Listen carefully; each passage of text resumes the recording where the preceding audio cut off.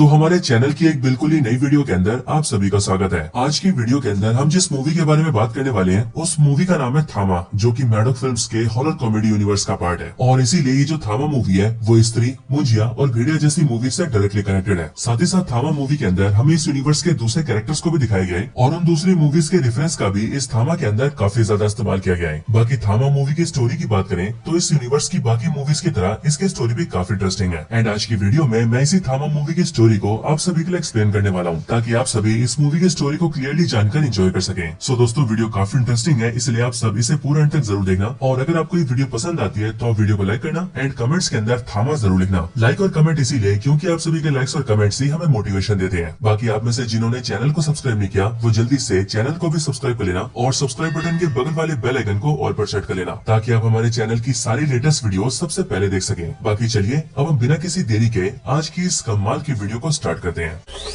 Zombie apocalypse.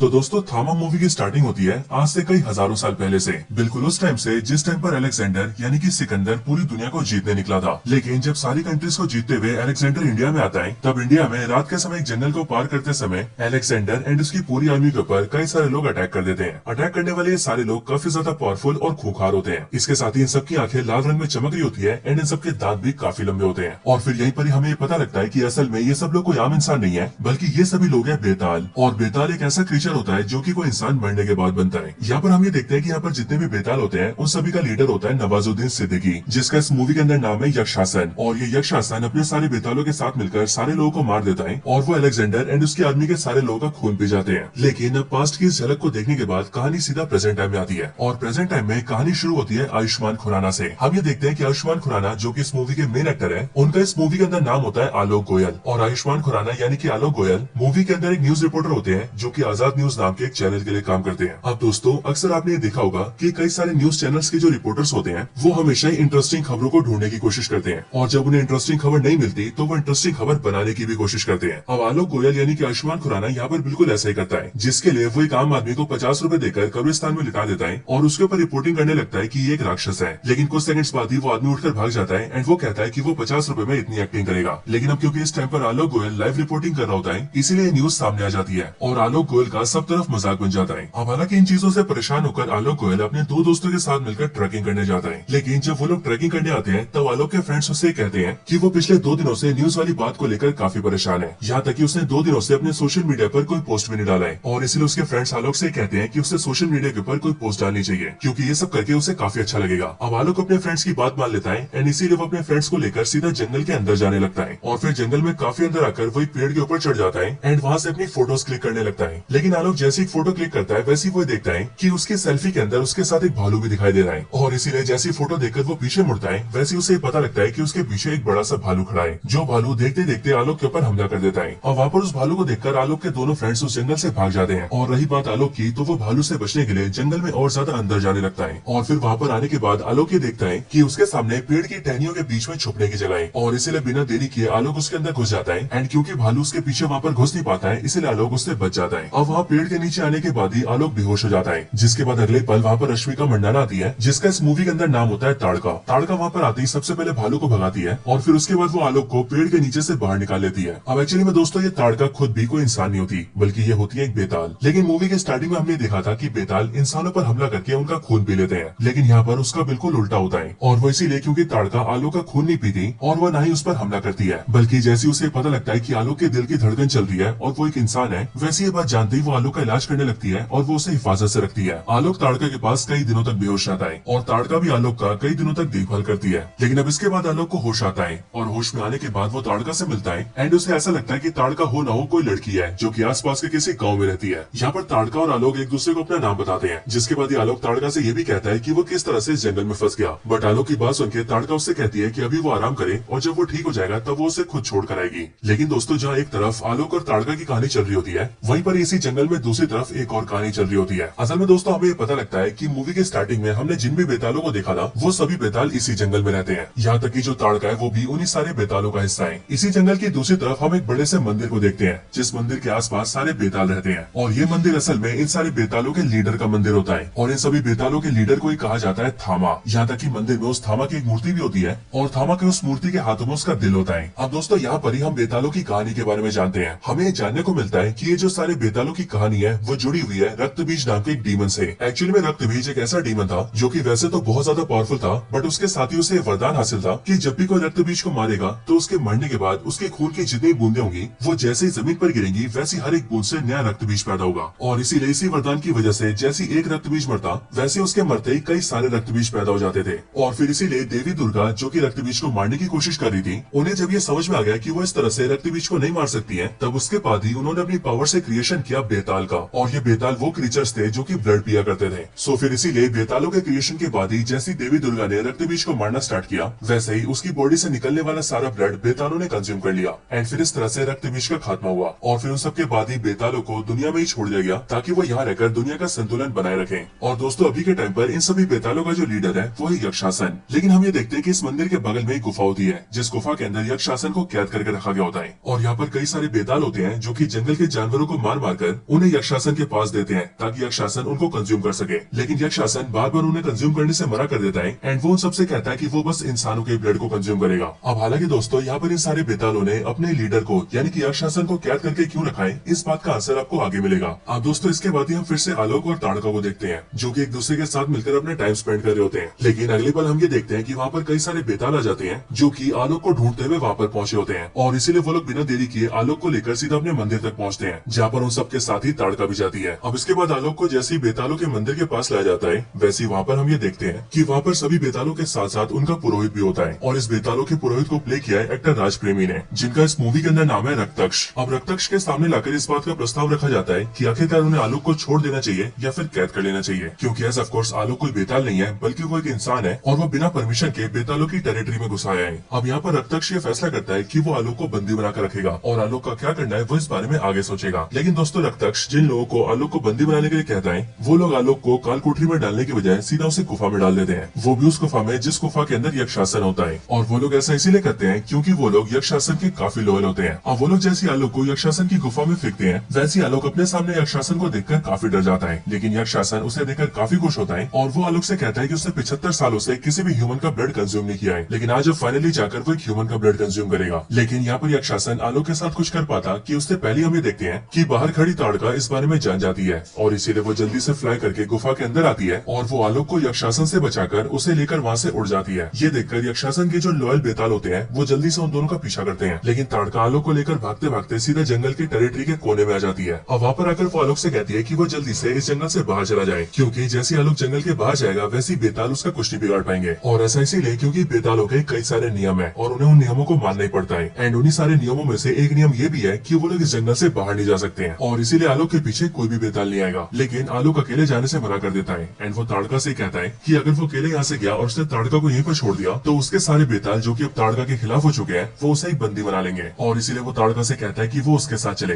वैसे भी अब वो ताड़का के साथ समय बिताना चाहता है और वो ताड़का के साथ ही अपनी जिंदगी जीना चाहता है। अब आलोक की बातें सुनकर ताड़का मान जाती है जिसके बाद ही आलोक और ताड़का दोनों जंगल के बॉर्डर से नीचे कूद जाते हैं और नीचे सड़क पर एक ट्रक के अंदर गिरते हैं, जिसके बाद उस ट्रक के जरिए वो लोग जंगल से काफी दूर चले जाते हैं और सीधा अपने शहर पहुंच जाते हैं। अब इसके बाद आलोक ताड़का को लेकर सीधा अपने घर जाता है, लेकिन अपने घर आने के बाद वही देखता है कि उसके घर में उसी का फ्यूनरल चल रहा है और उसके मदर फादर और बाकी सारे लोग मिलकर उसके मरने का शोक मना रहे हैं। लेकिन आलोक के वहाँ पर आते ही उसके मदर फादर काफी खुश होते हैं एंड आलोक भी उन दोनों से कहता है कि वो अभी भी जिंदा है और अब वो अपने घर वापस आ चुका है। अब दोस्तों यहाँ पर हम ये जानते हैं कि आलोक के फादर का जो रोल है उसे प्ले किया है एक्टर परेश रावल ने एंड इनका कैरेक्टर मूवी में काफी ज्यादा शकी मिजाज का है और इसीलिए वो आलोक से कहता है कि मुझे लगता है कि तुम मेरे बेटे नहीं हो बल्कि तुम एक बहनों भी हो। अब हालांकि दोस्तों हम ये जानते हैं कि ये सारी चीजें मूवी के अंदर हंसी मजाक के लिए डाली गई है, लेकिन इन्हीं फनी सीन्स में हम ये देखते हैं कि यहाँ पर आलोक का फादर आलोक से कई सारे सवाल पूछता है, जैसे कि उनके घर के डॉग का नाम क्या था, आलोक को 10th में कितने मार्क्स आए थे और इसी तरह के और भी कई सारे सवाल। और इन सारे सवालों जवाब के बाद वो आलोक को एक्सेप्ट कर लेते हैं और उन्हें आलोक के आने से काफी खुशी होती है। अब इसके बाद ही आलोक ताड़का को अपने मदर और फादर से मिलवाता है, लेकिन यहाँ पर वो अपने मदर फादर के सामने ताड़का का नाम ताड़का नहीं बल्कि तारिका बोलता है ताकि उसके पेरेंट्स को ताड़का का नाम अजीब न लगे। आलोक अपने पेरेंट्स को बताता है कि जब वो जंगल में फंस गया था और उस पर भालू ने हमला कर दिया था तब उस टाइम पर तारिका ने उसकी हेल्प की थी और उसकी जान बचाई थी, और इसीलिए अगर आज वो जिंदा है तो वो सिर्फ और सिर्फ तारिका की वजह से। ये बात सुनकर आलोक की फैमिली काफी खुश होती है, और इसीलिए वो लोग तारिका को काफी ज्यादा थैंक यू भी बोलते हैं। लेकिन इसके आगे आलोक अपने पेरेंट्स से कहता है कि अब से तारिका उनके साथ उनके घर में रहेगी, और वो इसीलिए क्योंकि असल में तारिका का उसका अपना कोई भी नहीं है, जिस वजह से वो उसे अपने साथ ले आया है। अब ये चीज देखकर आलोक की मदर तो तारिका को एक्सेप्ट कर लेती है, लेकिन आलोक का फादर जो कि पहले से ही काफी ज्यादा शक करता है, वो तारिका के बारे में ये चीजें सोचने लगता है कि शायद से उसने आलोक को फंसाया है और वो मे भी उनके घर को लूटने आई है। लेकिन अब इसके आगे आलोक तारिका को अपने घर में रखने लगता है, लेकिन आलोक के घर में तारिका कुछ भी खाना नहीं खाती है। आलोक के घर वाले उसे राजमा, चावल, रोटी जैसी चीजें ऑफर करते हैं, लेकिन तारिका उनमें से कुछ भी नहीं खाती है। और ऐसा दोस्तों इसीलिए क्योंकि ताड़का एक बेताल है जो कि एज ऑफ कोर्स खून पीती है। अब इन सब के बाद ही आलोक ताड़का को अपने रूम में सुलाने ले जाता है, लेकिन रात को ही ताड़का को बहुत जोर से भूख लगती है, और उसी टाइम पर वो सुनती है कि पड़ोस के घर में कोई कुत्ता भौंक रहा है, एंड इसीलिए बिना देरी किए वो जल्दी से फ्लाई करके सीधा उस कुत्ते को पकड़ लेती है और उसके ब्लड को कंज्यूम करने की कोशिश करती है। लेकिन सही टाइम पर वहाँ पर आलोक आ जाता है एंड वो उसे ऐसा करने से रोक देता है। लेकिन इसके साथ ही आलोक भी ये जान जाता है कि ताड़का को ब्लड पीना पसंद है। अब हालांकि इसके बाद ये दिन बीत जाता है, और जब अगला दिन आता है तब शाम होने पर आलोक ताड़का को लेकर सीधे क्लब में जाता है ताकि वो उसके साथ थोड़ा सा एंजॉयमेंट कर सके। क्लब में आने के बाद ताड़का रेड वाइन देखती है, और उसे रेड वाइन देखकर ऐसा लगता है कि शायद से वो ब्लड है, और इसीलिए वो रेड वाइन को कंज्यूम कर लेती है, जिसे पीने के बाद उसे थोड़ा सा नशा हो जाता है, और फिर इसीलिए वो नशे की हालत में डांस करने लगती है एंड कुछ अनजान लड़कों के करीब आ जाती है। ये चीज देखकर आलोक ताड़का को संभालता है एंड वो उसे गाड़ी में डालकर वापस घर ले जा रहा होता है। लेकिन क्लब में ताड़का जिन लड़कों के क्लोज आ गई थी वो भी ताड़का के पीछे आने लगते हैं, और वो आलोक की गाड़ी का अपनी गाड़ी से पीछा करने लगते हैं। एक जगह जाकर वो लोग उसकी गाड़ी रुकवाते हैं, और वो लोग आलोक से कहते हैं कि वो इस लड़की को अपने साथ ले जाएंगे। लेकिन ये चीज देखकर आलोक उनसे माफी मांगता है एंड वो उन्हें जाने के लिए कहता है। बट इस चीज को सुनकर वो सारे लड़के मिलकर आलोक को पीटने लगते हैं। लेकिन जैसी ताड़का ये चीज देखती है वैसे उसे बहुत ज्यादा गुस्सा आता है, और इसीलिए वो एग्रेसिव होकर उन सारे लड़कों पर बहुत जोर से अटैक कर देती है एंड उन सबको पीट पीट के उनकी बहुत बुरी हालत कर देती है। और फिर जब उन लड़कों की हालत बहुत बुरी हो जाती है तब ताड़का उन लड़कों का ब्लड कंज्यूम करने की कोशिश करती है। लेकिन सही टाइम पर आलोक उसे रोक देता है, और वो ताड़का से पूछता है कि आखिरकार वो क्या कर रही है। लेकिन इस बात पर ताड़का उससे कहती है कि उसे पता नहीं कि वो क्या कर रही है, बस वो अपनी बॉडी से अपना कंट्रोल खो चुकी थी। लेकिन फिर इसके बाद ही आलोक बिना देरी किए ताड़का को गाड़ी में बिठाता है और वो उसे लेकर अपने घर ले जाता है। लेकिन उनके वहाँ से जाने के बाद ही हम ये देखते हैं कि वहाँ पर कई सारे बेताल बैठे हैं जो कि इन सारी चीजों को काफी टाइम से ऑब्जर्व कर रहे थे। और फिर यहीं पर ही हमें ये पता लगता है कि जब ताड़का ने आलोक के साथ जंगल से बाहर कदम रखा था तब उसी टाइम पर उसने बेतालों का नियम तोड़ दिया था, और इसी वजह से उसके बाद ही ताड़का को वापस लाने के लिए कई सारे बेतालों को भेजा गया था, जिसके बाद से ये कुछ बेताल मिलकर ताड़का का पीछा कर रहे हैं। लेकिन अब क्योंकि ताड़का काफी ज्यादा पावरफुल बेताल है इसलिए ये सब उससे डायरेक्टली पंगा नहीं ले रहे हैं। लेकिन आज के दिन जैसी ताड़का इन सारे लड़कों को पीट करके आलोक के साथ यहाँ से निकलती है, वैसे ये सारे बेताल इन सभी लड़कों की गर्दन मोड़ के उन्हें जान से मार देते हैं। और ये लोग ऐसा इसीलिए करते हैं ताकि ताड़का का जीना यहाँ पर मुश्किल हो जाए और वो अपने आप ही परेशान होकर वापस आ जाए। अब इसके बाद आलोक जैसे ही ताड़का को लेकर अपने कमरे में पहुंचता है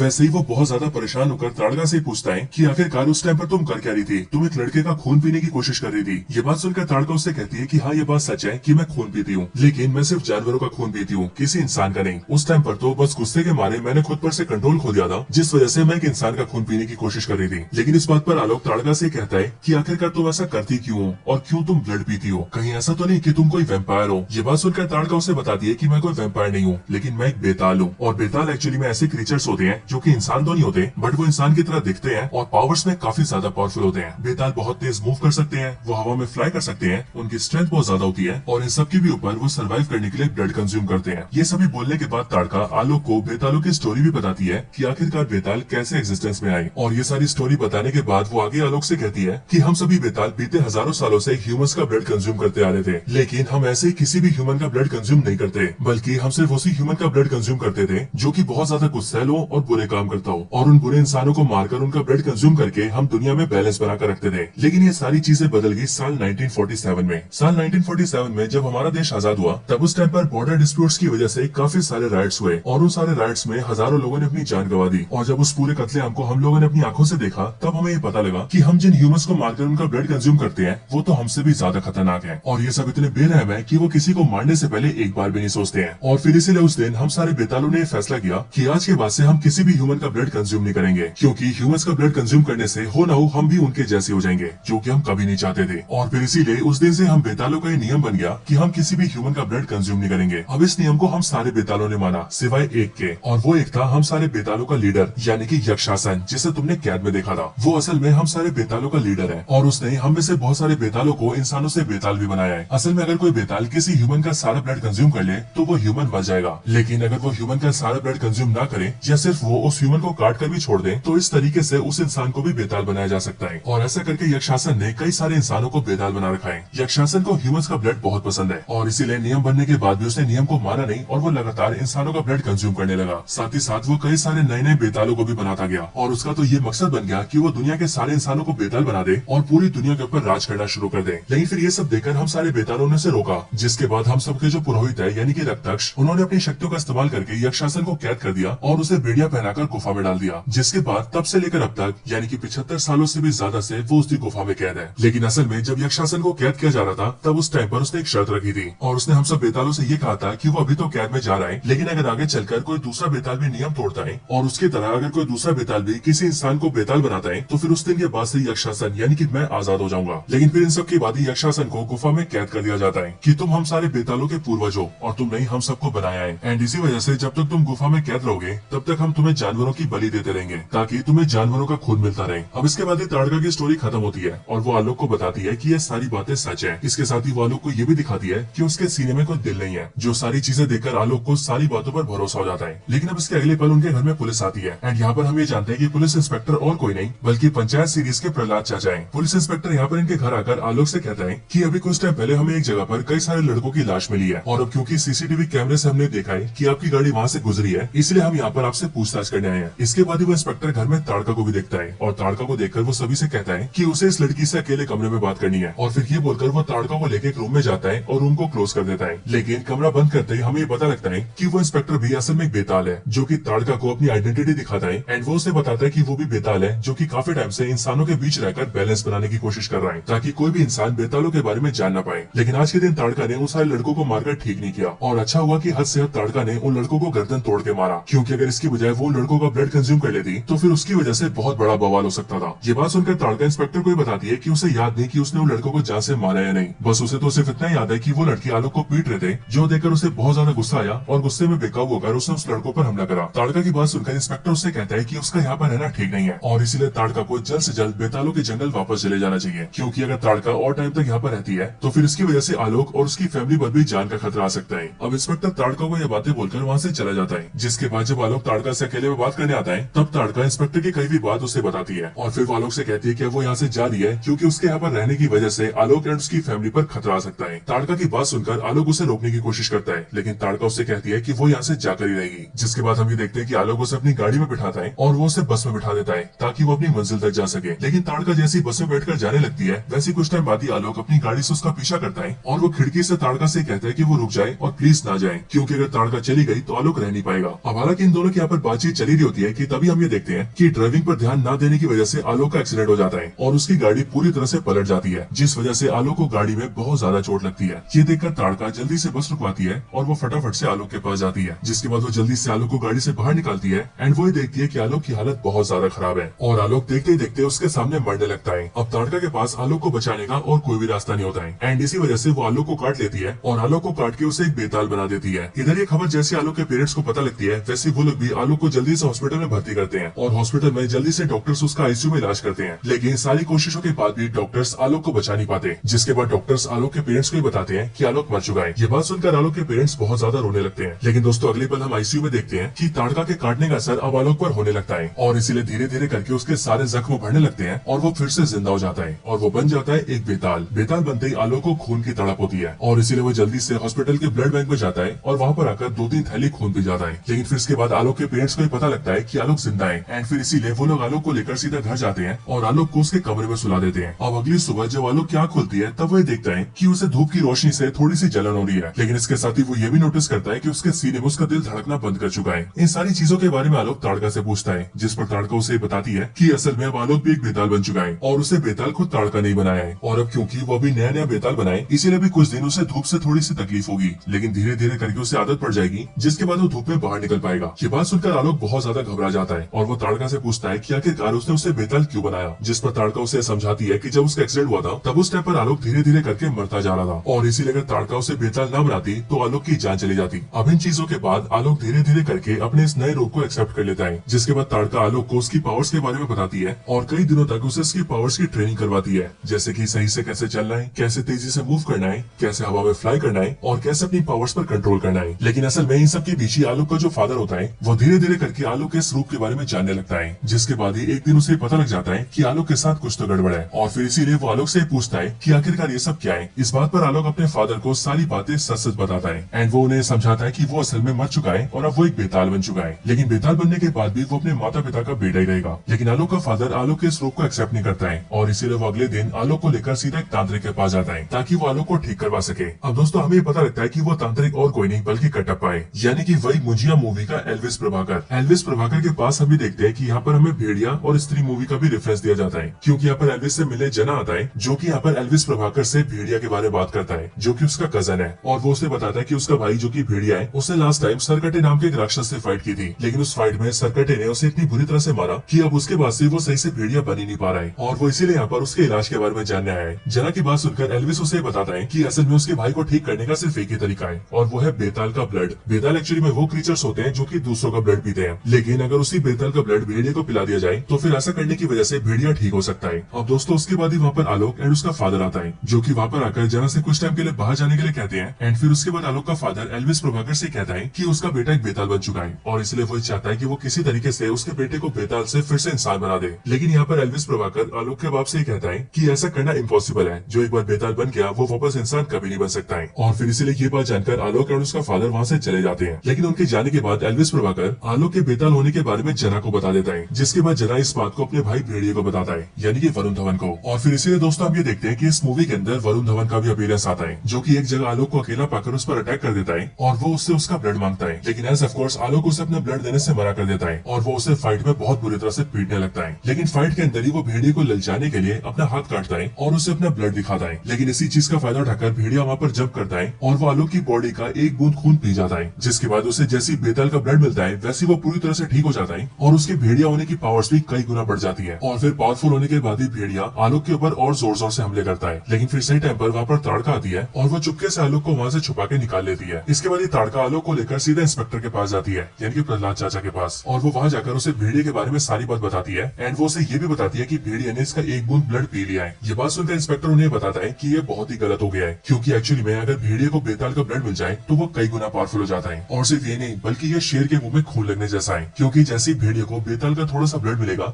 वैसे ही वो और ज्यादा ब्लड हासिल करने की कोशिश करेगा और ऐसा करने के लिए वो बेताल पर बार बार अटैक करेगा। और इसीलिए इस टाइम पर आलोक को छुपा कर रखना होगा ताकि भेड़िया उसे ढूंढ ना ले। अब ये चीज बोलकर वो इंस्पेक्टर आलोक और ताड़का को अपनी जगह पर ले जाता है, जहाँ पर और भी कई सारे बेताल होते हैं, और वो जगह दिखा के वो उन दोनों से कहता है कि असल में हम बेतालों का खुफिया अड्डा है जो कि शहर में बनाया गया है और अब से लेकर आगे आने वाले कई दिनों तक आलोक को यहीं पर रहना होगा। यहाँ पर दोस्तों आलोक को ड्रिंक्स पिलाई जाती है, लेकिन असल में ड्रिंक के जरिए आलोक को बेहोश कर दिया जाता है, जिसके बाद हमें पता लगता है कि असल में ये इंस्पेक्टर और यहाँ के सारे बेताल भी जंगल वाले बेतालों से मिले हुए हैं और ये सारी चीजें ताड़का को फंसाने के लिए ट्रैप था, जिस ट्रैप में वो लोग कामयाब हो चुके हैं और इसीलिए वो लोग आलोक को यहाँ पर रखेंगे एंड ताड़का को वापस जंगल भेज देंगे। यहाँ पर होता भी कुछ ऐसा ही है, क्योंकि कई सारे जंगल के बेताल वहाँ से ताड़का को ले जाते हैं और उसे जंगल के मंदिर में सबके सामने पेश करते हैं, जिसके बाद गुफा के अंदर से यक्षासन को आजाद कर दिया जाता है और उसकी बेड़ियां पहना दी जाती है ताड़का को, जिसके बाद उसे कैद में डाला जाने वाला था। अब ये सारी बातें समझाने के बाद वो इंस्पेक्टर आलोक को उसके घर भेज देता है एंड वो आलोक से कहता है कि उसे कई दिनों तक अपने घर में ही रहना होगा और घर के बाहर कहीं नहीं जाना होगा। आलोक जब घर आता है तब वो घर में अपने पिता से मिलता है और फिर उसके बाद वो अपने फादर को सारी स्टोरी बताता है, जिसके बाद उसका फादर उससे कहता है कि आलोक को सारे बेतालों की बात नहीं माननी चाहिए बल्कि उसे जाकर ताड़का की मदद करनी चाहिए। जिसके बाद आलोक बिल्कुल ऐसे ही करता है और वो जल्दी से वापस से जंगल जाता है। वहाँ जंगल में बेतालों के मंदिर के पास आकर वो ये देखता है कि इस टाइम पर मंदिर के पास सारे बेताल इकट्ठा है, जहाँ पर इस टाइम पर यक्षासन को आजाद कर दिया गया है और अब उसके बदले में ताड़का को गुफा के अंदर कैद किया जा रहा है। और सिर्फ ये नहीं बल्कि कैद से आजाद होने के बाद ही जो यक्षासन है वो एक बार फिर से सारे बेतालों का लीडर बन चुका है, यानी कि वो बन चुका है थामा। लेकिन दोस्तों हम ये देखते हैं कि इस बात से इनका पुरोहित बिल्कुल भी खुश नहीं होता है, क्योंकि कहीं ना कहीं वो जानता था कि यक्षासन उनका असली थामा नहीं है और वो इसीलिए क्योंकि उनकी पौराणिक कहानियों के हिसाब से उन सभी का असली थामा वही होगा जिस बेताल के दिल में धड़कन होगी। लेकिन अब क्योंकि किसी भी बेताल का दिल धड़कता ही नहीं है, इसलिए आज तक कोई भी असली थामा नहीं बन पाया था। अब यहाँ पर यक्षासन थामा बनके सारे बेतालों को अपने नीचे झुकाता है और वो ताड़का को कैद करने के ऑर्डर्स देता है। लेकिन कुछ होने के ठीक पहले आलोक सबके सामने आता है और वो यक्षासन से कहता है कि वो ताड़का की सजा को कम कर दे और अगर रखना है तो उसे 1-2 हफ्ते के लिए जेल में डाल दे। लेकिन ये देखकर यक्षासन आलोक के ऊपर अपने कई सारे बेताल छोड़ देता है, जिसके बाद ही आलोक की उन सारे बेतालों से फाइट होती है। लेकिन इस फाइट में जो बेताल आलोक से फाइट करा होता है आलोक उसे डिफीट कर देता है और इसीलिए उस हारे हुए बेताल से गुस्सा होकर यक्षासन उसकी पावर्स को कंज्यूम कर लेता है एंड और भी ज्यादा पावरफुल हो जाता है। अब इसके बाद ही आलोक के ऊपर यक्षासन हमला करता है, जिसके बाद उन दोनों के बीच बहुत ही खतरनाक फाइट होती है और उस फाइट में यक्षासन आलोक पर बहुत ज्यादा भारी पड़ता है और फिर देखते देखते वो आलोक को पकड़ के उसके ब्लड को भी कंज्यूम कर लेता है, जिसके बाद आलोक की मौत हो जाती है। ये देखकर यक्षासन बहुत ज्यादा खुश होता है और वो सारे बेतालों को अपने नीचे झुकाता है। लेकिन ताड़का आलोक की मौत से बहुत ज्यादा दुखी हो जाती है और इसीलिए वो आलोक को पकड़ के बहुत जोर से रोने लगती है। लेकिन ताड़का के रोने की आवाज की वजह वजह से बेतालों के मंदिर में जो थामा की मूर्ति होती है, उस मूर्ति के हाथों में रखे हुए दिल से एक शक्ति निकलती है, जो शक्ति सीधा घुसती है आलोक के अंदर। और फिर उन शक्तियों की वजह से आलोक न सिर्फ जिंदा हो जाता है, बल्कि वो पहले से कई गुना पावरफुल हो जाता है। और सिर्फ यही नहीं, बल्कि आलोक के सीने का दिल भी धड़कने लगता है। और फिर इसीलिए आलोक पहला ऐसा बेताल बनता है जिसके सीने का दिल धड़क रहा है। एंड इसी वजह से आलोक ही असली थामा बन चुका है। आलोक को वापस जिंदा देखकर यक्षासन उस पर फिर से हमला करता है, लेकिन इस बार अपनी नई पावर्स के साथ आलोक उसे डिफीट कर देता है और एक बार फिर से यक्षासन को गुफा के अंदर कैद करके रख देता है। इन सब के बाद बेतालों का पुरोहित यानी कि रक्तक्ष सारे बेतालों के सामने इस बात की घोषणा करता है कि अब से आलोक ही उन सबका नायक है, यानी कि वही है उन सबका थामा। लेकिन अब इसके बाद इस मूवी के एंड वाले सीन में हम ये देखते हैं कि जब रक्षासन गुफा के अंदर कैद बैठा होता है, तब फिर उसी टाइम पर उसके सामने सरकट आता है और वो रक्षासन को कैद से छुड़ाकर अपने साथ ले जाता है। अब इन सब के बारे में जैसी बाकियों को पता लगता है, वैसे आलोक,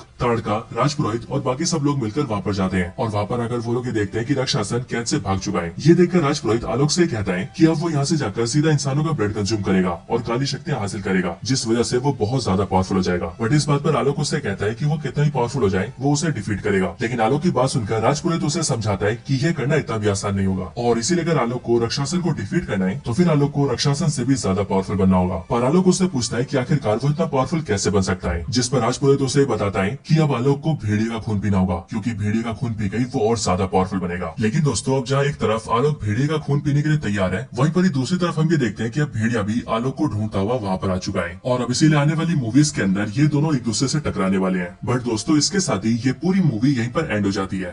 तो दोस्तों, यही थी वीडियो थामा मूवी की स्टोरी के ऊपर। आप सभी को इस मूवी की स्टोरी और हमारी ये वीडियो कैसी लगी, ये आप मुझे कमेंट्स में जरूर बताना। और अगर आपको वीडियो थोड़ी सी भी पसंद आई हो तो आप वीडियो को लाइक करना और कमेंट्स के अंदर थामा जरूर लिखना। बाकी जिन्होंने चैनल सब्सक्राइब नहीं किया, वो जल्दी से चैनल को सब्सक्राइब कर लेना, ताकि आप इसी तरह से हमारे चैनल की सारी लेटेस्ट वीडियोस को सबसे पहले देखते रहें। बाकी मैं आपसे मिलता हूँ ऐसी किसी और बेहतरीन वीडियो में, तब तक के लिए गुड बाय।